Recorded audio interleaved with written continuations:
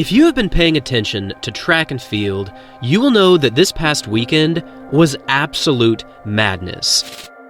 In the All-School Athletics Championships taking place in Brisbane, Australia, the 16-year-old Gout made some crazy history.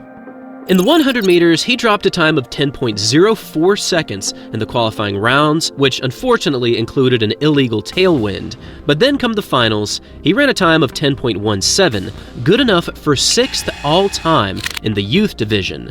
But it was really what happened in the 200 meters that made people lose their minds. With one of the quickest finishes that I have ever seen, Gout achieved a time of 20.04, and this time with a legal tailwind.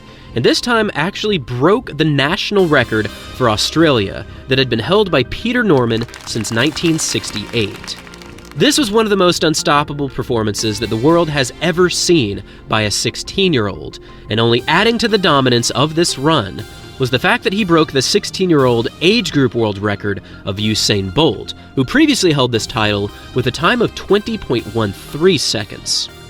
Taking down a Bolt record of any kind is truly a lifetime accomplishment that almost immediately rockets your name into the mainstream media. But there were many other things that happened over this past weekend that we didn't actually notice initially, one being Gout's final 100 meters of this 200. As you can see, the second half of this young man's race was critically insane. Just look at how much distance he put on the field.